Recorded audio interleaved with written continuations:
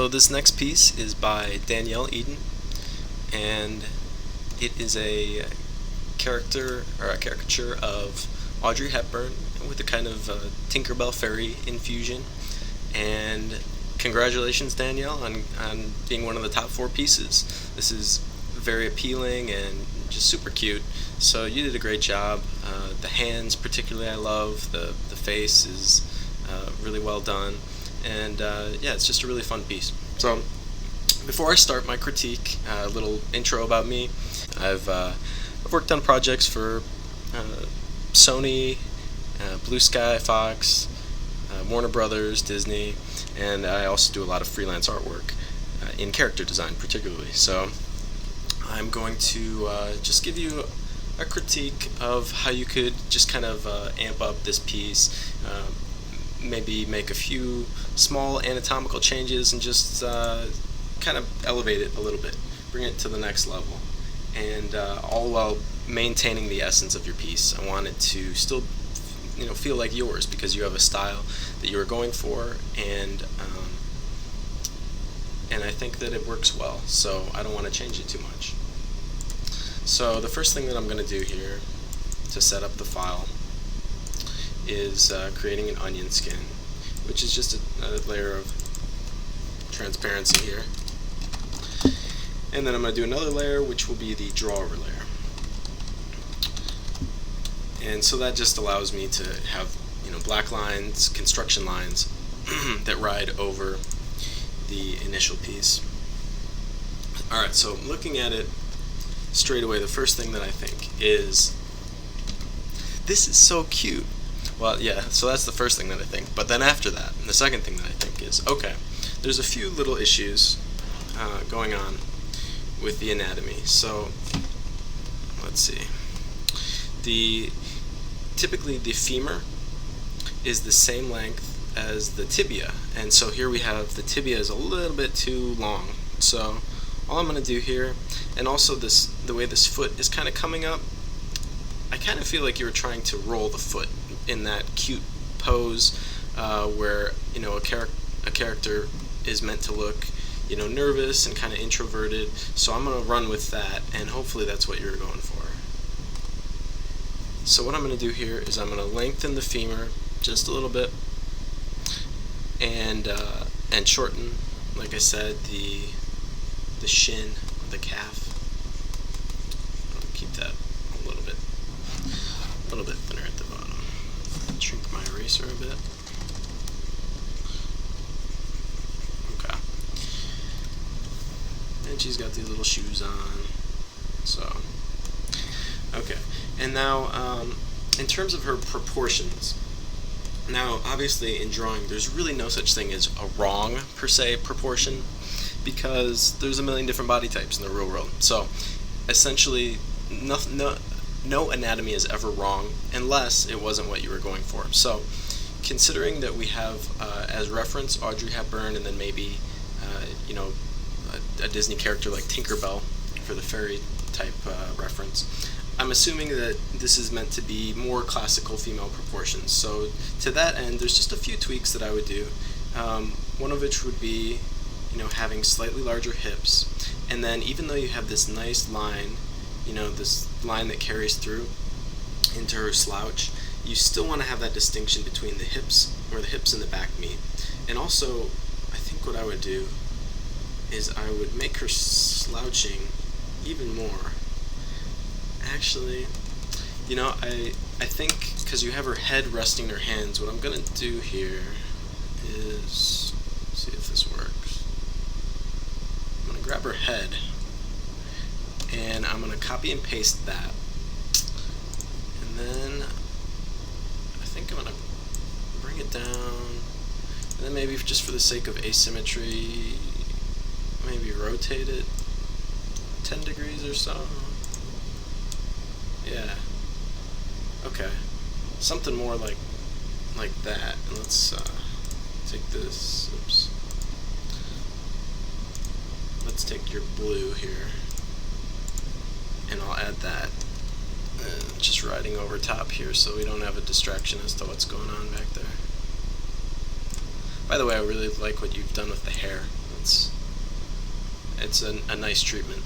Just the very minimal flares, but it just does a nice job of showing what the hair is meant to be doing, and it's just a really good stylistic transition. I like it. Okay, so, and then also we see that the forearm and the upper arm are also different lengths. The forearm is longer, just as the tibia was longer, and I'm not sure if that was a stylistic choice, but considering that this style is semi-realistic, I think that you're going to want to go with the most accurate proportions that you can. So, so I'm just going to kind of dial back the length of that forearm. And then, here's her shoulder coming up. Okay.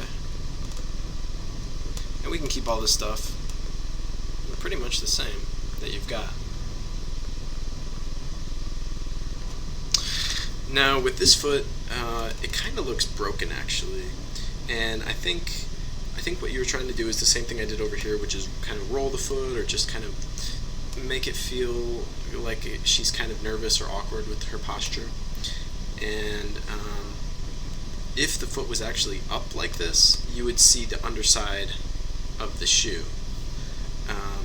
So I think what I'm going to do with this one is I'm going to twist her knee towards, or twist her foot towards her body, which is going to bring the calf out a little bit, right, like that.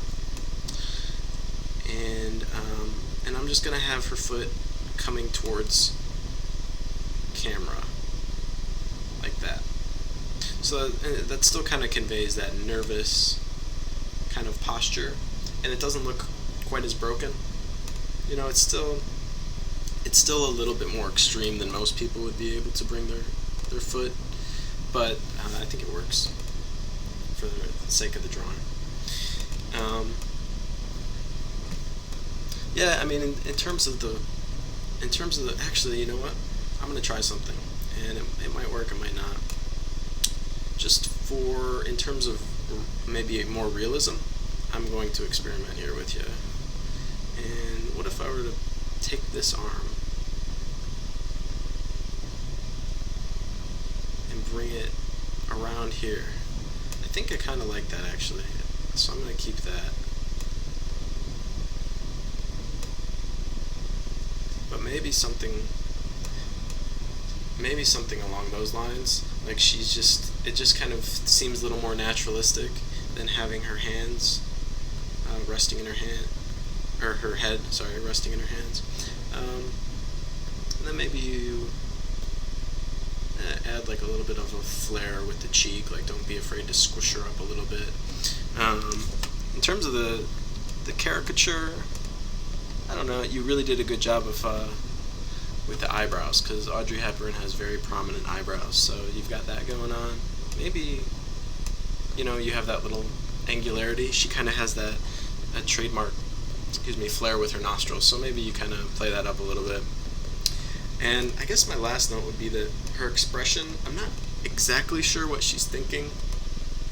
Maybe if she'd be a little more, dreamy, daydreamy, if her brows angled up or something like that. I'm not really sure. Just always try to be clear with the expression, with what you're going for with the character.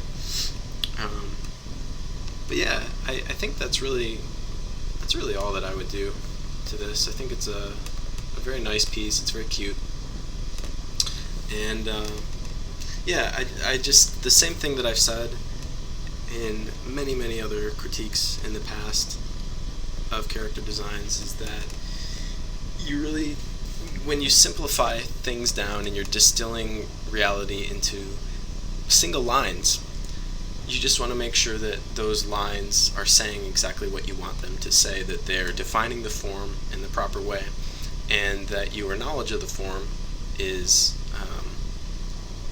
either very accurate or based on reference. And I've drawn hundreds, if not thousands, of characters, and definitely thousands. And I still will turn to reference sometimes. Usually for every project, at some point I will use reference.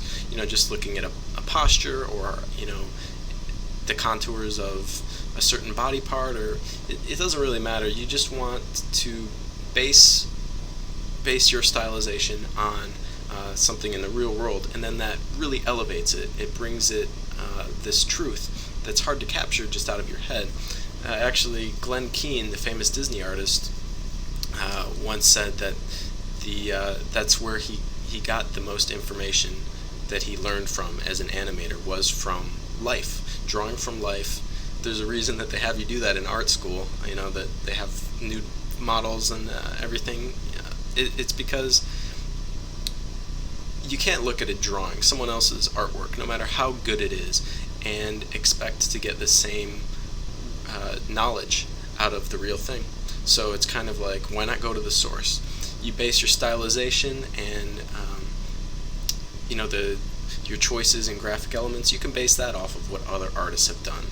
That's a great thing to do. I'll look at and study other artists all the time.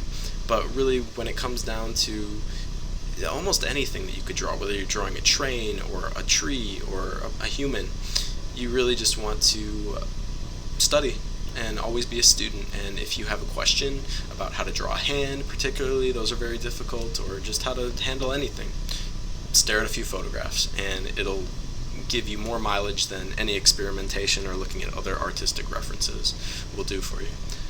So anyway, congratulations again, Danielle, on having your piece selected as one of the top pieces, and that wraps up my critique.